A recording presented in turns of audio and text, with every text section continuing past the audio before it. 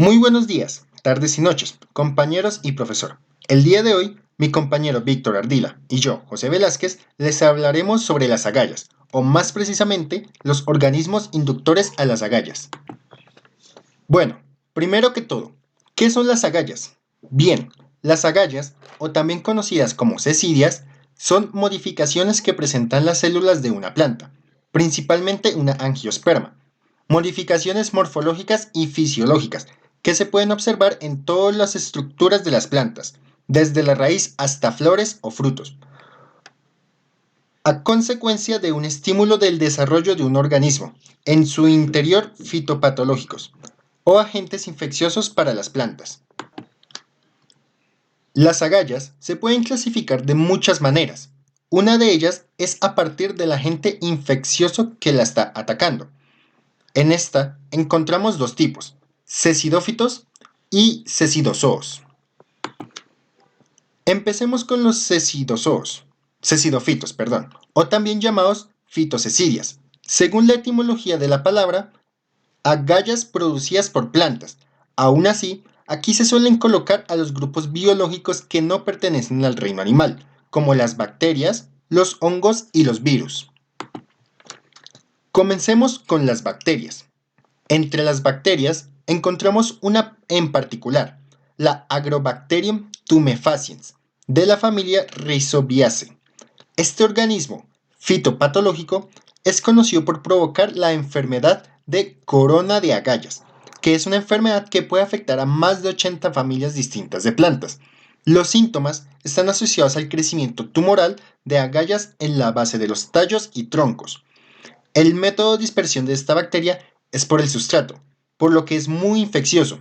Debido además por su alta dispersión y contaminación, es una enfermedad muy preocupante para los agricultores. Seguimos con los hongos. Y para estos vamos a destacar un grupo, el orden Exobacteriales. Este orden es característico por ser fitopatológico, aunque destacamos el género Exobacterium, que son parásitos de angiospermas, principalmente Eriaceae. Este hongo carecen de basidiocarpos, y sus basidios los forma en los tejidos de las plantas, provocando hinchazón y agallas. Finalmente, dentro de los cecidofitos encontramos a los virus y destacaremos al virus CEWGV, que es un virus que ataca el género Citrus, plantas de gran importancia comercial, pues en este grupo encontramos el limonero, el tangelo, las limas, las mandarinas, entre otros. Estos virus tienen una particularidad y es que el método de infección se da de dos maneras diferentes. La primera es una directa, cuando el virus es el causante de la agalla. Y ya la segunda, cuando el virus es un agente secundario dentro de la formación de las agallas, ya que debilita el sistema inmune de la planta para darle paso a la parasitación de un insecto. Estos virus se transmiten a partir de los pulgones, hemípteros de la familia Aphididae. Ahora, seguimos con los cecidozoos, o también llamados zoocecidias. Estos, como su nombre indica, se caracterizan por ser agentes que fueron parasitados por animales. Exclusivamente en este grupo de animales encontramos a los ácaros, insectos y nematodos. Hay otro grupo, que son los rotíferos. Sin embargo, hay mucha información al respecto. Empecemos con los ácaros y destacaremos a la familia Erifoideae del orden Trombiriformes. Se conocen actualmente 3.500 especies y se caracterizan por ser fitoparásitos, productores de agallas, los cuales llegan a vivir prácticamente toda su vida dentro de estas. A veces, los ácaros pueden ser muy selectivos y solo parasitan un grupo específico de plantas. Son animales fitófagos y de gran multiplicación, por lo que llegan a dañar prácticamente cualquier planta. Seguiremos con los nemátodos. Existen una gran diversidad de especies fitoparásitas, pero la que destacaremos es el género Meloidogyne. Este género es completamente fitoparasitario, dominando el endoparasitismo, es decir, vivir prácticamente toda su vida como un parásito dentro de la planta.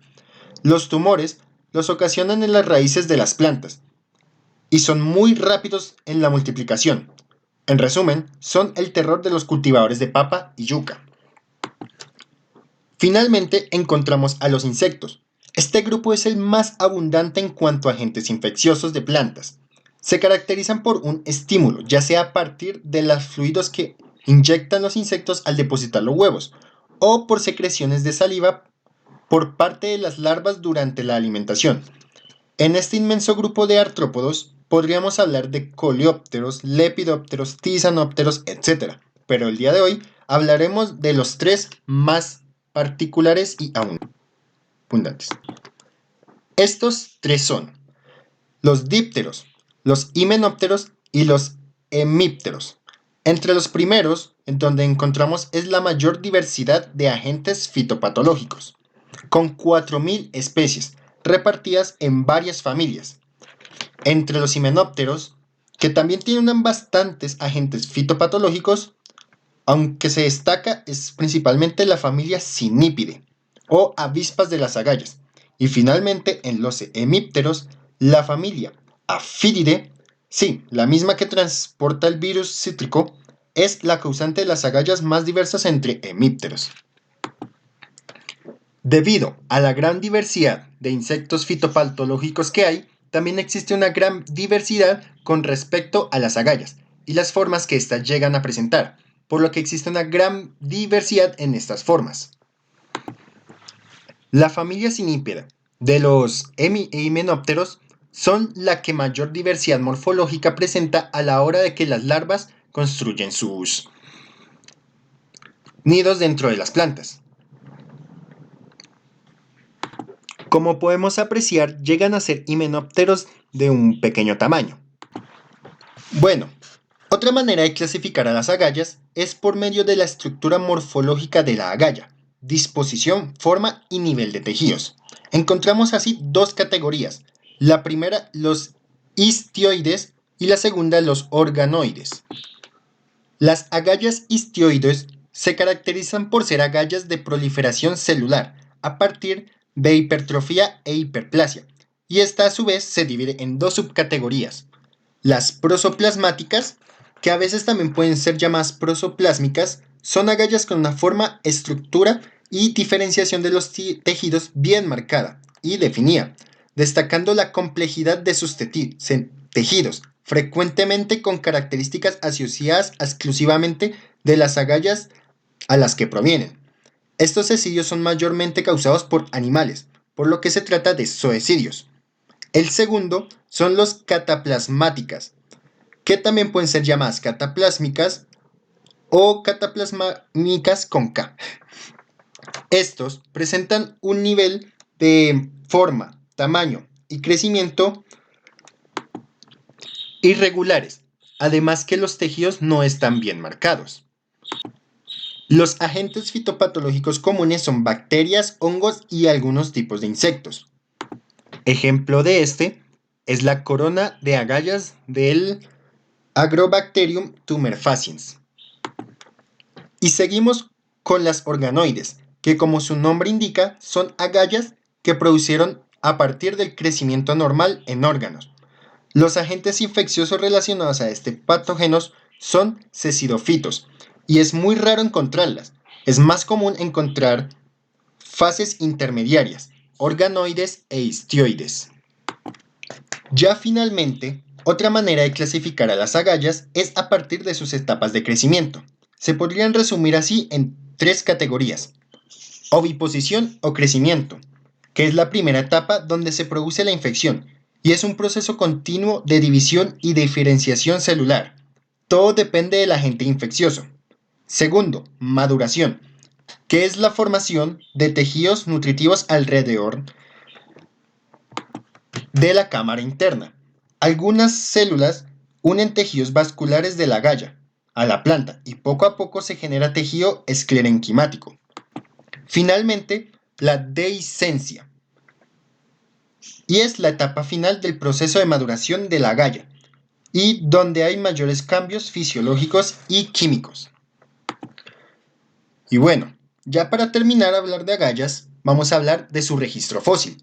Según Mayoral, 2001, los primeros registros sobre Una interacción planta-insecto es del Devónico superior, hace 400 millones de años, y las primeras modificaciones hace 350 millones de años. Entre esas agallas, aproximadamente en el Carbonífero inferior.